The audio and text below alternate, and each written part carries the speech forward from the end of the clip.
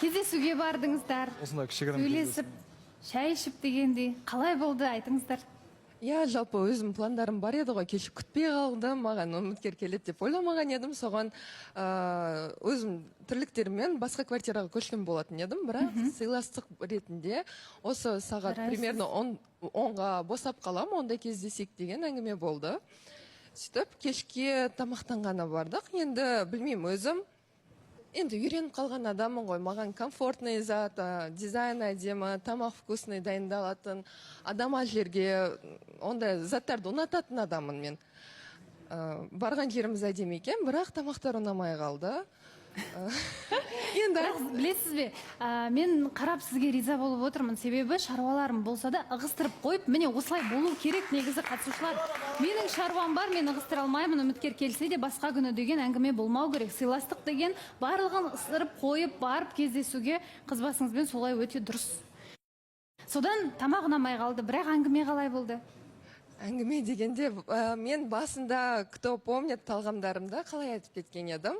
Енді көп сөйлемейтін ер азамат ұнайды деген едім, бірақ сөйлей алмайтын ер азамат ұнайды деген әңгіме болмады.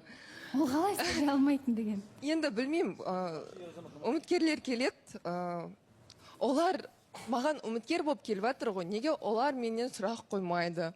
Сен қайерде жұмыс жасайсың, хобби деп. Постоянно мен отырып өзім сұрақ қоям, как будто мен ол адамға үміткер ретінде келген сияқты.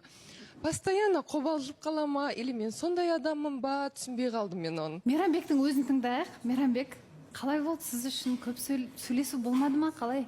Сұрақ қойылмады ма? Мен алдын ала біраз нәрсе біліп келдім осы жерге, негізінде осы алдын ала дайындалып эфирге. Сол үшін менде андай қатты көп сұрақта болған жоқ, енді кездескен уақытымыз да аз болды. Оның үстіне аз деген қанша уақыт? бір сағаттай ма? Бір жарым сағат. Енді кеші болып қалды ғой, тамақтандық, бір жарым сағат отырдық. Енді бір жарым сағат болса да бір-бірлеріңіз жайлы сұрақ қоюға мүмкіндік болды ма? Мен өзім жайлы, Диора жайлы да мен өзім білдім деп ойлаймын. Қатысушылар сәл тыныштық. Өзіме керек жауаптарды алдым деп ойлаймын. Өзіме керек сұрақтарды қойып, өзіме керек жауаптарды алдым деп ойлаймын енді. Қандай екен Диора? Қандай екен болғанда? Сырттай қалай көрінеді, қандай оймен келдіңіз, және сөйлескеннен кейінгі ойыңызды айтсаңыз? Мен сөйлескен кезде сырттағы нелерді фотодан көріп жүрдік қой енді осы уақытқа шейін. Енді сәл енді мен ондай болады деп ойлаған жоқпын. Кездесуге шығады деп мен қол босамай қалады деп те ойладым басында. Өйткені алдын ала айтты маған ше, бүгін квартирамды көшіп жатыр едім, анау-мынау дегендей. И мен жақсы, енді бір кездестіңіздер. Иә, содан кейінгі әңгіме қалай болды айтсаңыз? Әңгіме, иә, жақсы. Маған негізі ондай ашық мен сөйлесе алмаймын деп те айтқан жоқпын, бірақ сұрақтарды қойып, нақты ол кісіге де жауап беріп отырмын деп ойлаймын. Баласаған, мен сөйлесем. Білмеймін, мынау кездесу бір таза опыты жоқ жігіттің кездесуі болды ғой деп айтайыншы дегенім ғой. Білмеймін, кеше енді Мейрамбек өзі айтып атқан еді, мен достарыма жақсы ақыл айтамын, өзім істей алмасам да деп. Білмеймін, бір сол ақылдарын неге өзі істемейді. Мейрамбек сізге қарақсы келмей тұрған сияқты. Бізге бір қарап сөйлесейік та. Алло, Мейрамбек, мында ақтау отырып. Айта беріңіз. Жоқ, баласаған түсінбеймін деймін да кеше. Ренжіткен сияқтысыз, кеше Мейрамбектің өзінен қазір сұраймыз. Бізде жарнамадан кейін таныстық жалғасама жоқ. Маған қарап бірге бір дұрыстап сөйлесейік та, қарасаңызшы маған. Бірге шақырыпсыз де. Білмеймін, баласаған былай, егер серьезно қарайтын болсақ, кешегі өзінің айтып кеткен әңгімелері де болды ғой жерде. Мен өзім істей алмасам да ол нәрселерді достарыма ақыл айтып, жақсы негізі идеялар айтам деген сияқты. Білмеймін, кешегі енді мына кездесу, білмеймін, бір түрлі сияқты негізі қыз мүмкіндік беріп тұр. Енді көріп тұрсыз ғой, қыздың тірліктері болып тұр, бірақ мүмкіндік беріп, уақыт бөліп шығып тұрған кездесу осы болса, бұл очевидно көрініп тұр, что опыты жоқ жігіттің кездесу екені. Баласақаным, мен кімге Нұрайға қосылам. Ол қатты байқалынады екен, қызбен сөйлемеген, сөйлеспеген, тіпті бір свиданияға шықпай тұрған адам кішкентай екенін көрініп тұр. Ол мен тіпті айтатын әңгіме қалмағандықтан кейін мен өзім сұрақ қоюды бастадым. Қайда жұмыс жасайсың, не істейсің деп. Потому что андай неде неловкая пауза болып қалады ғой. Сондай болып қалғаны маған ұнамайды. И адам мен қасымда қобалжылап дейді ғой, ұялып, кішкентай бала сияқты отырды. Мне кажется, оның тіпті аузынан сүті кетпеген деген сияқты. Жоқ, Балауса ханым, мына жерде айтайыншы. қыз бола тұра. Жәнібек, Айтсайыншы, мен қалып кетті. Енді Диора ханым, Диора деген солай айтпай ақ қойыңыз. Енді мына жерде Нұрай екеуін тұруға, біреу Нұрай ана жерде не дейді, опыт жоқ дейді, сен андайсың. Нұрай былай жатқан кезде саған бұндай да жігіттерді келіп жатқан жоқ қой. Сен үміткерсіз отырсың ғой. Бұған сен даже бұндай жігітке зар болуың керек. Ал бұл азамат нағыз молодец. білмеймін. Мейрамбек красавчиксің сен. тыңдап сөйлеп Сен бір алғашқы бірімізді. қадам жасадың, сен үміт шақырдың, сен бәрін істеп жатсың. Сен тарапынан бәрі дұрыс. Мына жерде Диора, мына жерде мен қымбат ресторанға барады екем деп, ол керек емес. Ол саған өзінің шынайы көңілін білдірді, шынайы шақырды, бірінші қадамын жасады. Сен сол бірінші қадамды бағалауың керексің. Бүйтіп мынандай әңгіме айтпай ақ қой енді. Тағы да бір опыты жоқ жігіт сөйлеп жатыр ма? Имда мына жақта ше. Айдалайын, тура сен. Шүкір опыт болмаса да нәтиже болып жатыр. Жәнібекке айтып кетейін. Айырмашылығың жоқ, айналайын. Так что сенің сөйлейтін жерің емес. Айналмай қой, кезінде айналдың ғой, кезінде не болды? Қош, өтініш. Жәнібек, мені тыңдаңыз. Может быть, сіз сондай арбаттарға, мороженыйға үйреніп қалған адамсыз. Бірақ мен оны сыйлаймын, өзімді сыйлаймын, өзімнің уақытымды сыйлаймын. Сондықтан да маған өзімге керекті вниманияны требовать ететін адаммын. қыздар енді түсінемін талаптарыңыздың бар екенін, бірақ енді Мейрамбек ел қатарлы кездесуге кәдімгідей ресторанға шақырды. Ол кісілер барды, ол жерінен мен ойлаймын 10 кездесуге барып та қарқ қылмай жатқан, әңгіме таба алмайтын жігіттер бар деп. Ол бір адамның тәжірибесіне байланысты емес сияқты. Балауса ханым, енді осы кезде менде қыз бола тұра, кейде қыздарды өзіміз түсінбейміз да, логикалық тұрғыда. Себебі жігіт көп қызбен араласса, бабник дейміз. Араласпаса вообще опыты жоқ дейді. Өйтіп бөлудің қажет жоқ. Өзі талпынып, тырысып, мына жаққа келудің өзі бір енді әрбірдің қолынан келе бермейді. Және де Жанбектің сөзіне келсем, жігіт бүгін ашылмаса, ертең ашылып қалар. Екі кездесуден кейін ашылып қалар деген сияқты ғой. Диора, мысалы, қараңыз, жігіт сізге сұрақ қоя берсе, қоя беретін болса, сіз де айтасыз ғой, надоелмно сұрақ қоя береді екен, көп сөйлей береді екен. Әйгерім, взаимно болу керек. Жоқ, енді мына бала да өзі келіп тұр ғой. Енді кішкентай әлі сөйлемегенін байқалып тұр. Мен изначально келгенде 25 и 32 жастың арасында келсін деген адаммын, потому что мен кішкентай өзіммен іні ретінде қараймын мен. Я оны түсініп тұрмын, бірақ бұл кісі батылдығын жинап келіп тұр ғой эфирге. Оған рахмет деп сыйлап мен уақытымды ажыратып шығып тұрмын ғой свиданияға. Үміткер несім Мейрамбек, мысалы, қараңыз, сіз кеше кездесуде болдыңыз. Диораның қай қасиеті ұнады? Жалпы білдіңіз ба, біле алдыңыз ба? Сізде де ожидание, реальность болды ма? Өзіңіздің бір басқа да қызығушылықтарыңыздың айырмашылықтары болып қалды ма? Соны айта кетсеңіз, өйткені қыз сізді ашылмай отыр. Бізге ашыла кетіңіз қазіргі таңда. Мейрамбек. Ол туралы айтатын болсақ, мысалы, мен эфирде көріп жүрген кездерде, тиктокта көріп жүргенде, мысалы, мына жерде көп сөйлемейтін байқайтын негізі. Көп сөйлемейтін сияқты, ашылмайтын сияқты маған да сөйтіп көрінген тұғын. И мен кеше көрген кезде маған сұрақ қойып өзінің нелерін интересін білдіріп отырды ғой. И маған мынандай более негізі мен көп сөйлемейтін адам емес, негізі сұрақ қойып та сөйлеп те отыра аламын. Просто кеше енді мен де мысалы жұмыстан кеше қанша жұмысым тастап, мен де келдім осы жерге. Осылай сіздер айтып жатсыздар. Мейрамбек Аяқтап алсын сөзін. Сіздер айтып жатсыздар мысалы да, андай мынау кездесуде мынау онша емес болды, опыт жоқ екен, анау мынау дегенде.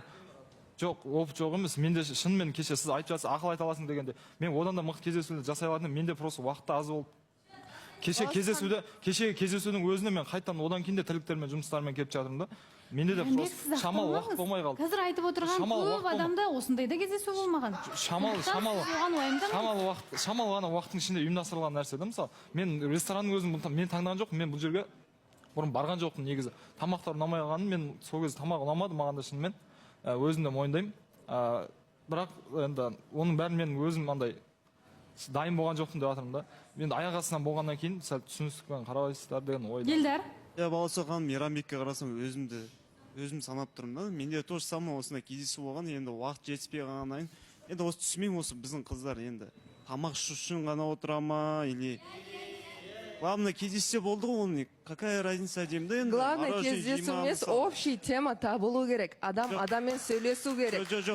Мен мына жақта акцент ресторан деп тұрған жоқпын. Адам маған деген қызығушылық ұялып ашылмаған ретіндегі сол моментті айтып тұрмын. Неге сіздер гүл деп айтасыздар, неге ресторан деп тұрсыздар? Мен адамның қасиетін айтып тұрмын, Елдар. Мен оны айтатқан жоқпын. Жоқ, адам қасиеті деп жатсың ғой, мысалы мен екеуміз танысықта болған кезде мен сен тоже айттым. Сіз мына сырласу комнатасында жылап тұрсаңыз, мен қалай қабылдаймын оны? В смысле жылап тұрсаң? сырласуда жылап тұрған моментіңіз болды ғой, мен оны айтпай ақ қоя салайын енді. нақты айтса енді қандай сырласуда нақты.